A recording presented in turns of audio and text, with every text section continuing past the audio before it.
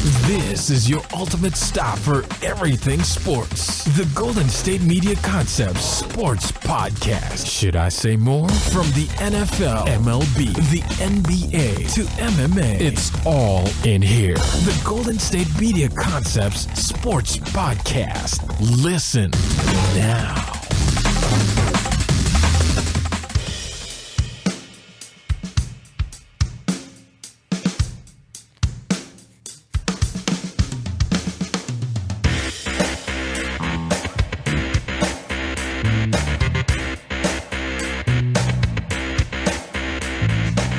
Thank you for listening to the Golden State Media Concepts Sports Podcast. We discuss the latest and greatest news in the world of sports. As always, I'm Ben. Hey, I'm Alex. Alex, how excited are you for these next couple days? Man, I'm so excited. This is my last bit of work, so this better go smooth, Ben. Just in general? Yeah, I don't work again until I get back from San Diego. That's good, man. I don't have this, and then I don't work at my other job until Tuesday next week. Got a nice little break. Got a week break. That's good. Yeah, man, I'm pretty stoked. So I'm excited for you. I know this is going to mean a lot to you. So. Dude, I haven't been this excited about like a trip, like just one specific trip in a long time. Like I get excited about a lot of trips I go on. Like I went to San Francisco on Sunday. I was excited about that. That was fun. But this is like I'm going to Disneyland, man. I mean, and I love Disneyland. So. Well, I'm happy for you. We'll Thanks, have to find man. out how it goes when you get back. Yeah, Jeremiah told me to send him like live updates and he'll talk about it on the show. But that's funny because we'll be driving most of tomorrow. Hey, I passed a mountain. Segment show, we have breaking news. Alex has passed another mountain. Well, see, I can send you texts because you'll actually be doing a show while I'm in Comic-Con. Right. Tomorrow, Jeremiah will have two shows by himself that I will be driving most of the time. Like, I probably won't get there till 2, so he'll be done by then. So, I mean, it's really your time to shine and share with the world what exactly it is I'm doing. I'm not going to do that because I don't want to spoil the party for you when you get back. I mean, that's a fair response, Ben. I mean, you could say you don't want to also if you don't want to. No, it's not that I don't. I already told you I wanted to, but I don't want to ruin it, you know. Okay. Plus, fair. it's coming from firsthand Knowledge, expertise, experience. knowledge, which you were there, so. True. Can't pass that up. I can't. I just can't. I'm pretty excited. Like, excuse me if I seem to be past today because I might be. It's okay. I'm just stoked. It's okay. There's obviously reasons to be excited. Yeah, I'm stoked. That's good. Stoked, Ben. All right, so let's get into the show. All right. So why don't you tell everyone listening what we have to offer today? All right. So we talked about on Thursday before the day of the deadline, we talked about some ideas that we had for the franchise tag deadline on Friday in the NFL. Which we were totally wrong on For all the of most them, part, pretty much. Yeah. I got 2 right. So I got 2 right. Good job. And everybody got Kirk Cousins right. So we'll update you guys on who got signed, who didn't, who's going to play the year out on a contract, who's going to play the year out on a franchise tag. We're going to get into the British Open that ended this weekend, which we sort of updated on Thursday with the amazing start that Phil Mickelson had, and whether or not he was able to hold on to that leader spot and win the tournament. And then we're going to talk about UFC and WWE star Brock Lesnar, who recently tested positive for some no-nos and some drugs. Some bad on stuff. the heels of a UFC 200 win against Mark Hunt. So we'll see exactly what happened there when we talk about it. But we're going to start about now. And we're going to start with the franchise tag deadline, which occurred on Friday at 4 p.m. Eastern time. And the biggest bit of news from that would be Von Miller, Broncos outside linebacker, signing a deal 6 years worth $114.5 million, which includes a record $70 million in guaranteed money, let alone a signing bonus of $20 million. And he has $45 million guaranteed through his first 2 years. Yes. 61 guaranteed after the first year, $70 million overall guaranteed after the second year, $23 million, on the signing bonus. Oh my. Did you see his tweets on Friday? Yeah, he tweeted that video of Show Me the Money, but it was him dancing instead. And John Elway as the face of Tom Cruise. Yeah. That was pretty funny. And he also tweeted on Twitter, it was him running onto the field, I assume like as the introductions, with his hand in the air. He's got a huge smile on his face, and it's photoshopped with 2 Broncos running next to him into the stadium and like this weird filter and stuff. And it just says, "For life." Right. I mean, for 6 more years, until maybe He did mention that he wanted to be a Bronco for life. So He maybe he's just implying that again. Yeah, he did, which is interesting. And then we'll see how that happens. But obviously, this deal was important to look at. He wanted the big guaranteed money as compared to Fletcher Cox's deal, in which he received $36 million at signing and $55 million in his first 9 months, with the $63 million guaranteed by the deal's third year. So he really wanted to outdo that deal. For what, I don't know. I mean, I guess you just want the most money. You want to be paid like you're the best. I mean, that's how every deal goes nowadays in every sport. Yeah, what did you think when you saw this deal? When I saw the deal, I was surprised that it happened because we had talked about on last week's show how we thought there was no way that the Broncos and Von Miller were going to come to agreement before this deadline because they were on such opposite sides of the spectrum really all summer long. Yeah. So I thought that instantly. Number two, when I saw the details, the money, the guaranteed money, I thought to myself, wow, I would have let him walk. It's a lot of money, man. You're giving up that much money just for Von Miller alone, just to simply do one thing to get to the passer. That's a big part of today's game, though. It's a huge part. But you look at the Broncos, they lost people like Danny Trevathan in the offseason. Yeah, they lose Malik Jackson. Mm-hmm. They lose all these guys so they can really afford to pay Von Miller. It doesn't add up. These contracts always come back to bite teams in the butt. Mm-hmm. Excluding Von the Colts Miller, one, apparently. Von Miller is, in my opinion, the best pass rusher in the game. Agreed. But does he make that much of a difference compared to a team in general and what you're giving up? You're really setting yourself back for the next few years to do anything in the offseason. Mm-hmm. In my opinion, if I'm going to throw money at anyone, it's going to be a quarterback. Okay. Because I'd say with the exception of the Broncos last year, that Ravens team with Trent Dilfer in the early 2000s, if you don't have Brad Johnson and the Buccaneers, if you don't have a successful quarterback, a Super Bowl winning caliber quarterback, chances are you are not going to win the Super Bowl. You know what I mean? Yeah, I mean, there's been a few teams that have gotten the Super Bowl. There has been a few. Pretty much those two teams we mentioned, the Ravens with Dilfer, Brad Johnson with the Buccaneers. I could say even the 1990 Giants, but they, it's good backup. If I'm throwing money at a guy, I'm throwing it at a quarterback because it's a passing league. It's an offensive league. You need to have a successful guy back there. They demand the most money, obviously, because it's, in my opinion, I wouldn't say the most. It's definitely the most high-profile position, but in my opinion, I think the NFL is really one in the trenches. If you have a successful offensive line that can block, you're going to create running room for your running back. You're going to create great pocket time for your quarterback to get the ball out. If you can create a great D-line, you're going to get to the quarterback and you're going to stop the running backs. If you have a good offensive line, defensive line, I feel like you're going to be successful. But isn't that what they're trying to do? But I don't consider Von Miller because he's an outside linebacker. He's mainly, like, in a sense, a rush linebacker. But he's not a run stopper. He can stop the run pretty well. I mean, he is a pass rusher. They're losing so much other talent on that defense, though. Mm-hmm. But they believe they have the depth to make up that loss. Of course they do, but is it going to happen? That's my thing. I would let him walk. Okay. I'm not going to throw that much money at a guy who's simply just here to get a sack. Sorry, I had a big yawn. Okay, well, it's okay. I mean, of course, that's something we'll see, and we'll see how that goes. If they do have the talent to replace that output that they lost here in the offseason, and if he becomes worth it, continues to be worth this deal because in their eyes he is worth it. All right, moving on to somebody else we didn't think a deal would get done with, and that's Muhammad Wilkerson and the New York Jets. This one surprised me a lot because there's been rumors of him being traded and all out just banished from the team in the last few years, and Muhammad Wilkerson signed a 5-year deal worth $86 million, $36.75 million guaranteed at signing, and it includes a $15 million signing bonus. It averages $17.2 million per season. It also includes an injury guarantee, which is pretty big, of $53.5 million. This one, I thought pretty much Vaughn was the only one that got a deal, in a sense, because this one didn't come through until 33 minutes after the 4 p.m. deadline, so must have been some little details that were waiting to be announced little details. They were finishing up around 4, and then they just waited to announce it until later. But definitely one I didn't see happening. Earlier in the week, they said there wasn't much optimism to get a deal done.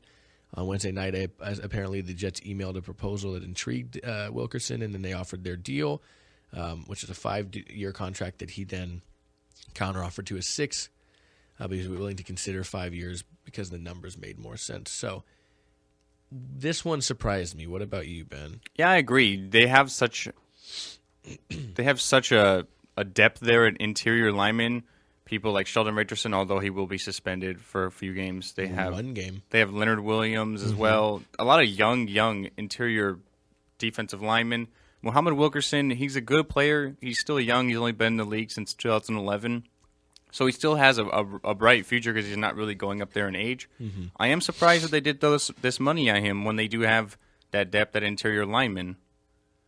I didn't think that would happen. I thought maybe he would do the franchise tag and then really go from there in kind of like a contract year instance, and then maybe test the free agent market or go back to the Jets the year after that. Yeah, I thought that's why they're more than willing to seem to let him want to let him walk.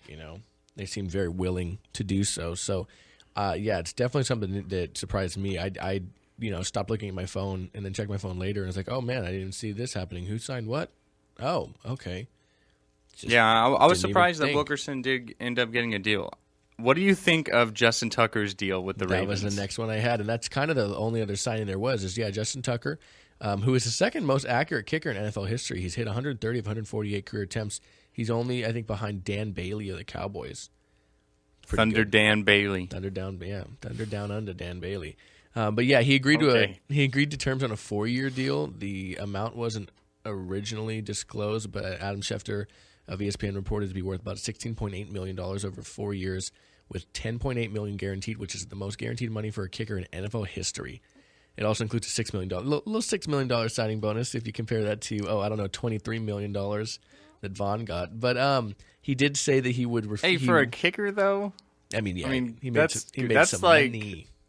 That's like legendary status. Mm-hmm. He did say he would not return to the team if they failed to get a deal done. Following this season, he would become a free agent and he would not return. So, I mean, being an AFC North guy, I know how good Justin Tucker is. He's money. And why don't you ask the Vikings how important a kicker is?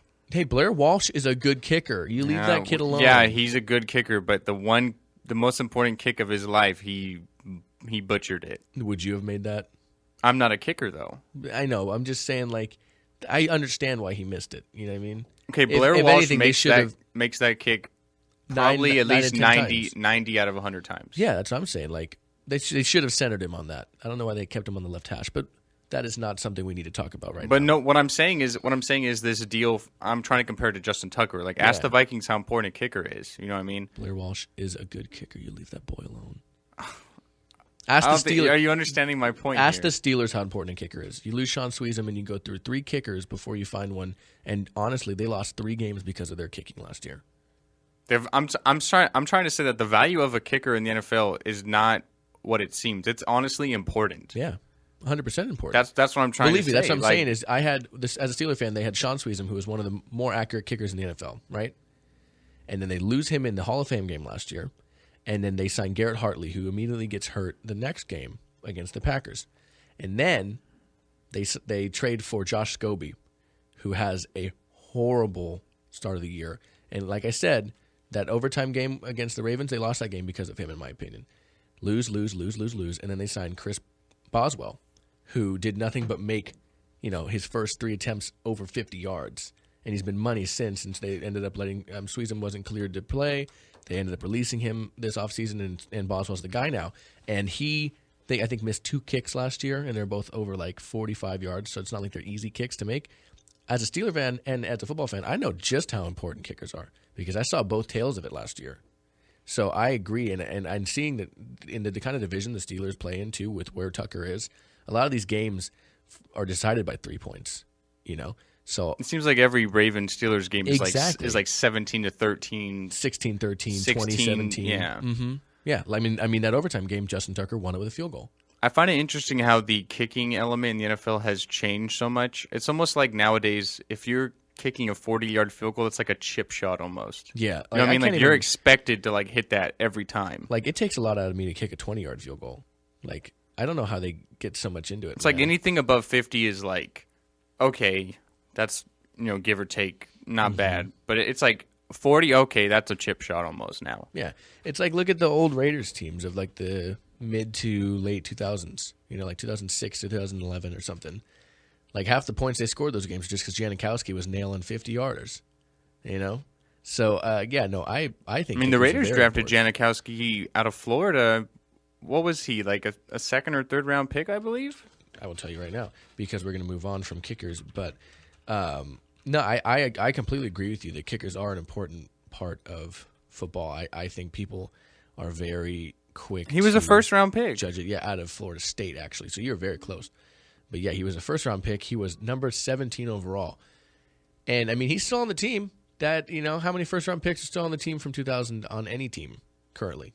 It's a lot different. It's a lot different for a kicker. They have the longest. I'm just saying. They have the longest lifespan in the NFL. Yeah, of course they do, but still. He's the only player remaining on the Raiders team that was in the Super Bowl. He's also the only remaining player on the Raiders team to had made the playoffs. So, And then this year, fellow Florida State Robert Aguayo was drafted in the second round by the Bucs. So I like that guy. It shows you really the value of a kicker nowadays. Mm-hmm. It's developed and changed so much. Yeah, I find it interesting. I do too, man.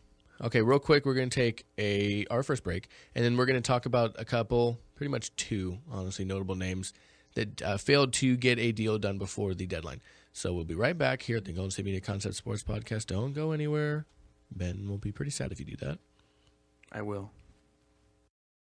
Tired of searching the vast jungle of podcasts? Now listen close and hear this out.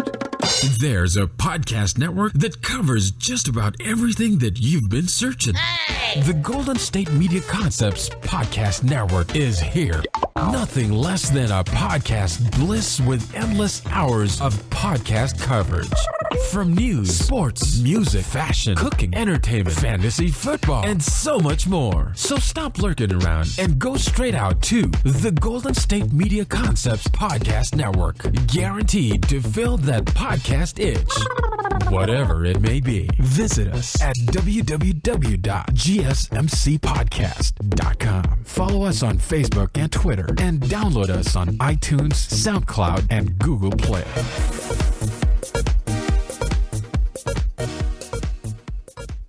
All right, and we're back here at the Golden State Media Concept Sports Podcast. A couple notable names that didn't get a franchise tag deal done. Eric Berry of the Chiefs being one of them. He failed to get a new contract. For those who don't know, Eric Berry, wonderful, wonderful safety for the Kansas City Chiefs. My opinion, one of the best safeties in football, honestly. Did not get a new contract, and I honestly thought he should have. I would have loved to see him get a new contract. He's one of my favorite safeties out there, honestly. He, for those of you, again, who don't know, he beat cancer. He had lymphoma. He was out not this past season, but the season before that. It was announced early in the offseason that he had been diagnosed with Hodgkin's lymphoma, and he did beat it. And that's just, it was an awesome story. But I don't know. Jeremiah and I talked about this yesterday, and we talked about maybe it's kind of the thing where the Chiefs looked at it like, okay, you came back for a full year, and you played this level. Let's see if you can do that again, because you're kind of in the middle of your contract now, in the middle of your, playing time now. Can you make this, a consistent thing? And I think maybe that's why they didn't sign him to a long-term deal. Also, they have an issue because they have a few players to sign, not exactly like they have a lot of, mobility right now. They have some guys they need to sign to long-term deals. So I think personally, I'm not surprised it didn't get done. I would have liked to see it get done. But it is one of the notable names that didn't get a deal. Did you see it kind of? He was talking at the ESPYs after he won the Comeback Player of the Year, the ESPY award for that. He was talking about how he had hoped to get a deal done. They were still working on it. Mm-hmm. Did not get done. He's going to be on the franchise tag. He's going to be earning about a little over $10.5 million a year, so definitely not a bad salary there. I compared him a lot to like Ed Reed, a good ball-hawking, playmaking safety, a guy who creates a lot of turnovers. You mentioned that maybe they're looking for another year out of him after he didn't have his comeback story. I think that's where this deal, or this lack of deal, is sort of coming from, because they need to see more out of him than just the 1 year coming back. I think he'll do okay. He is a great safety. I'm sure the Chiefs and him will get something done next year. Agreed. All right, moving to the NFC, and one of the last players and notable names that didn't reach a deal, but kind of one that everybody saw coming, is Washington Redskins quarterback Kirk Cousins. Sorry, I was reading a name at the same time trying to say that. They did fail to reach an agreement on a long-term deal. He's pretty much going to play the 2016 under the franchise tag, but we kind of knew that was going to be the case. They came out, the Redskins GM did say that it's going to be a year-long hunt for clues as to what the franchise will do next if he is their franchise guy. I think he'll easily find work if they don't sign him and he becomes a free agent. But I didn't expect this to get done at all. Cousins pretty much flat out said that he was very willing to play the year out, kind of like a show me the money kind of thing. Like he's willing to go out and prove that he's worth this money. So I didn't see it coming. Honestly, it's not something that surprised me. What about you? I didn't either. I kind of compared this year. He's kind of on what I say is kind of like an interview year. Mm-hmm. He's going to be making about $20 million this year under the franchise tag, which is obviously great. I feel like he's in an interview year because he really only had a great year last year. Before that, he's been sort of shaky. He's had good starts. He's had bad starts. He hasn't had the full reign of the team, though, right. At the same time. So I feel like he's kind of on an interview here. Okay, if you can put up what you did last year, you're going to get paid probably more than $20 million a year next year when you sign a full long-term deal.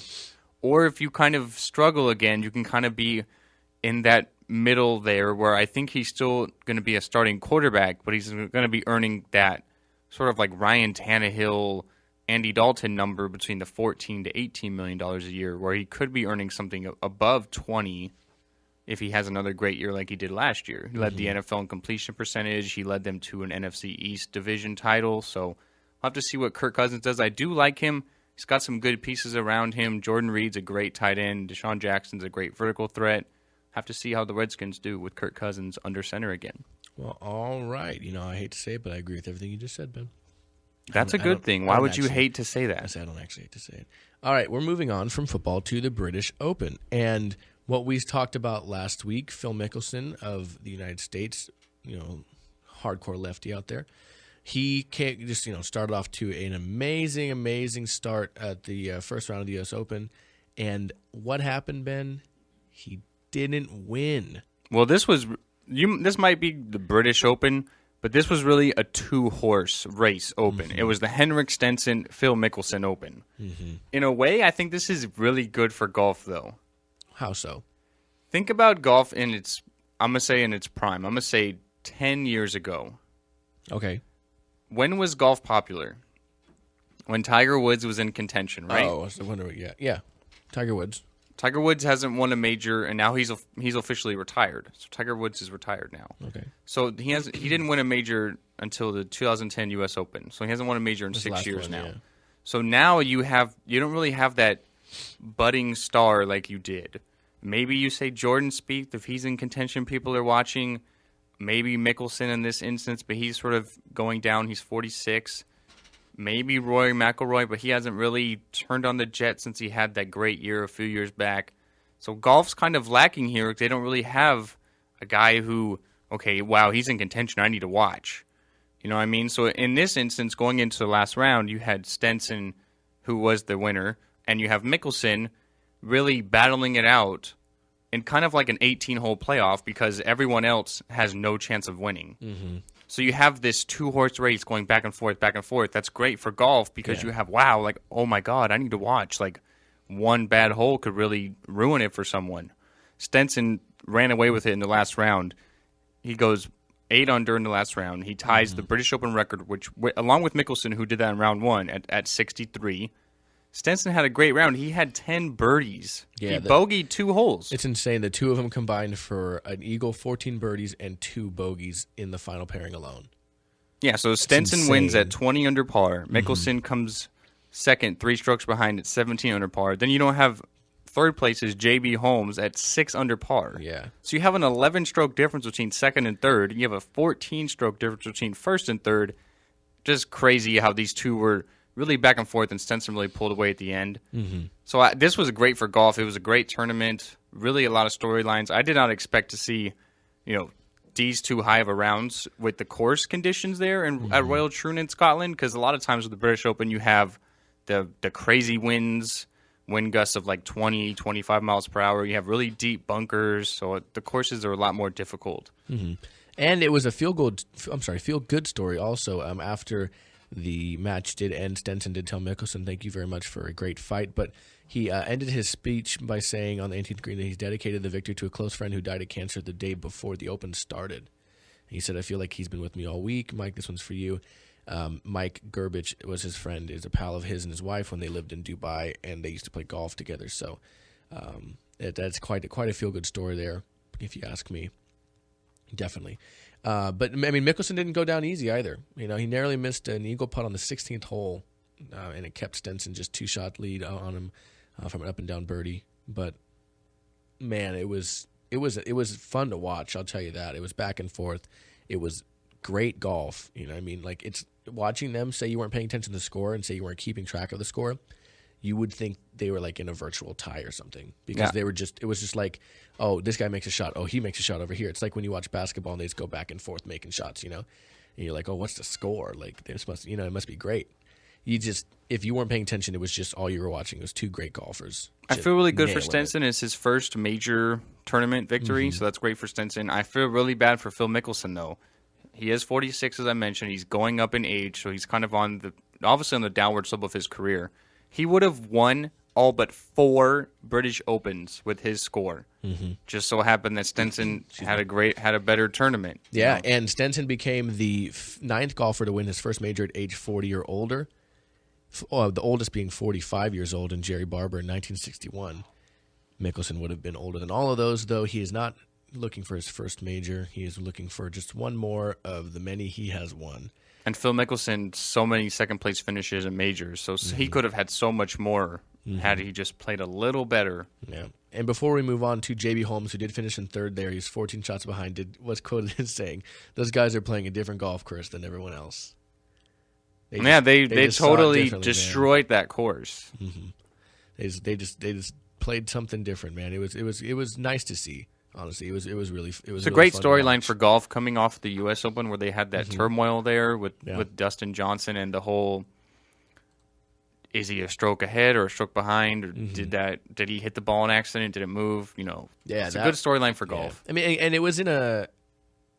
No, I'm sorry. I was sort of saying that. Yes, that is a good storyline for golf. I was saying golf is in a really solid place right now too. Like it just seems like it's hitting a real nice peak of popularity right now.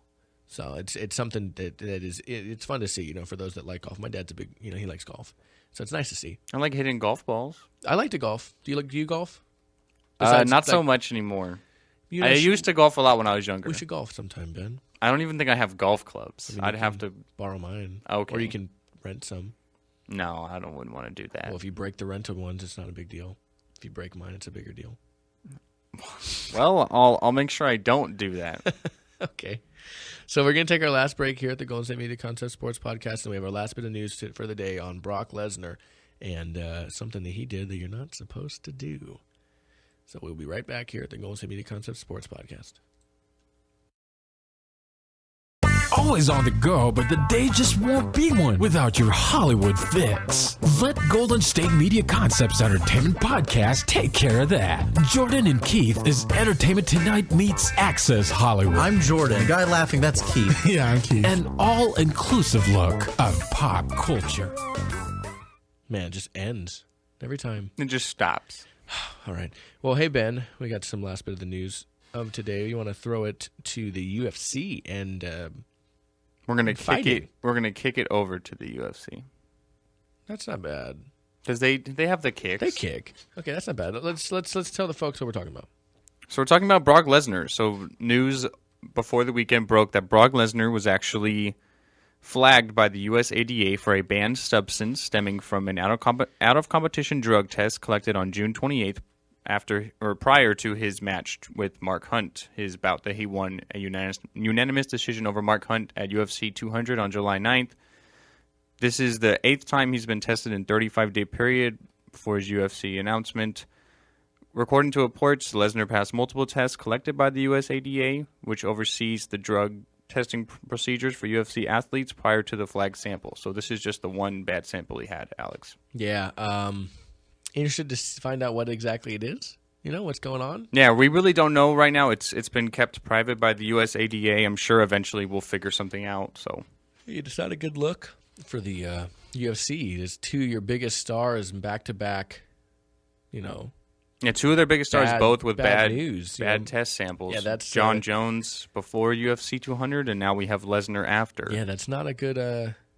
It's not a good thing, if you ask me. I think it was interesting how Brock Lesnar, like after his post-match fight with Mark Hunt, he was just like, "I'm just a white boy that's jacked. Like you have to deal with it." And it's like, well, maybe you're jacked on like steroids, Brock. Yeah, I mean, maybe that's why. You seem angry. Are you okay? Maybe you're jacked up on Mountain Dew, but maybe you're jacked up on something else. So. What do you think this has for Brock Lesnar's UFC chances, his career, maybe if he's planning on fighting again? Oh, I could see him not fighting in the UFC again, easy. Just not fighting again. Well, I think it all depends on what this is. Yeah, we have to find out what it is. Mm-hmm. I could see what it ends up being. When I read this, the first thing I thought of was like, what does this mean for WWE? Yeah, I know you did. Doesn't mean anything apparently because it's not necessarily professional fighting; it's professional entertainment. Well, I think this, in a way, this could be bad for WWE because if Brock Lesnar, it could bring bad media, attention. Here's what I mean. Okay, I think it in a way brings good media because you have a new storyline to build up to SummerSlam, which is next month. Brock Lesnar is scheduled to fight Randy Orton. The fight is still going to be on. WWE has a promo segment scheduled with Randy Orton at the next pay-per-view, which is on Sunday, Battleground, July 24th. Who picks the name of these things? I have no idea. Excluding the SummerSlam and Money in the Bank and the notable old WrestleMania, ones. Yeah, who thinks Royal of these? Rumble. Yeah, who thinks of these names? They change them a lot. Battleground. Like some of the staples are like Survivor Series. Yeah. Well, they stopped that for a while and they brought it back. Right. But I mean, Battleground. Like, who thinks of that? I don't know, but Brock Lesnar probably. But anyway, so they're still going to have that. But anyway, I think that's a good storyline because they can like have Brock Lesnar be the bad villain and Randy Orton be the good guy. Like, oh, you took steroids or whatever. But anyway, I think this is a bad thing for WWE because it's like, okay, if WWE tests their athletes, Brock Lesnar has never tested wrong or tested bad for WWE, but he does for UFC, and he's still in the WWE. So is he taking his tests while he's like on a break? Well, again, the WWE isn't necessarily professional. It's not a professional athletic sport. It is professional entertainment. They do drug tests, though. They do drug tests, but Roman Reigns, a former WWE World Heavyweight Champion, one of the most recognizable names on wrestling right now, was just suspended last month, 30 days for. But for what? I don't know. It was just a drug policy. I don't know if it was steroids or like he was using an illegal drug or what it was. That's what leads me to think. But still, they do test them. So is Brock Lesnar being tested while he's on like his break? I don't know. That's what I'm like. He's clearly, this could be bad for WWE. He's clearly on a break from the WWE in a sense, at least he was, and he kind of. It seems like he comes and goes as he pleases, but it could be bad for them. I don't know. I think you're right. It does bring somewhat of a wrinkle of an interesting. It raises a question in my mind. Mm-hmm. Like, okay, if he's failing drug tests for UFC, why isn't he for WWE? Well, I mean, they weren't around the same time. He could have used it in the break and span it between both of them. So. Exactly. That's the one thing that could have happened is like maybe he just used something prior to his fight with Mark Hunt and not while he's been on WWE. So that is the one possible solution, but we really don't know. We're going to have to find out what happened with Brock Lesnar. With John Jones, it was something different. So for all we know, yeah. Yeah. So we'll have to wait and see. I feel bad for UFC because it seems like they're having as much negative news come out recently as positive news. You have the great things like them selling it for $4 billion, the Fertitta brothers selling it for $4 billion. You have a historic event like UFC 200. Then you have, we mentioned two of their biggest guys, John Jones and Brock Lesnar, both having USDA drug tests tainted with or samples not going well, testing negatively, not good for the UFC. And then you have great news kind of at the same time. Yeah, it's a double-edged sword, I guess, much like the sword on Brock Lesnar's chest. But what are That you gonna tattoo do? must have hurt so bad, right on that sternum right there. Oh my gosh, I Yeah. couldn't imagine. I don't have any tattoos, so I really don't know. But from everything I hear, is like if you have a tattoo right on the bone, that's I have when one it on hurts. my I have one on my ribs, and I could definitely feel when he was on the ribs or off the ribs. So, yeah, I'm with you. Okay, so yeah, I mean Brock Lesnar is like he's pretty jacked up. Like Yeah, he's like apparently. one of the most physical specimens. Oh, he's you've a freak, seen. yeah. He's a freak. So maybe it didn't really hurt that much. Maybe for he him. couldn't feel it. I don't know. Hey, but that's all we have for today. That's show 1 done in the books. We have a great show coming to you on our next episode. We'll be talking about the NBA Summer League. We will be talking about Arian Foster, former Houston Texans running back, and the team he just recently signed with yesterday. And we will be doing our wonderful and amazing What's Trending to end off the day's worth of episodes. So we'd like to thank you guys for listening to the Golden State Media Concepts Sports Podcast. As always, you can find us on Twitter and Instagram at GSMC_sports and on YouTube at the Golden State Media Concepts Sports Podcast. You can find us on our website, GSMCpodcast.com, as well as on Facebook at the Golden State Media Concepts Sports Podcast, and on iTunes, Stitcher, SoundCloud, Google Play at GSMC Sports Podcast. I'm sorry. I was mixing our names. I'm Alan. I am Alex. Alan, that's a good one. Thanks. I'm Ben. And we'd like to thank you guys for listening, and we will see you on our next episode. Goodbye, guys. Have a good day.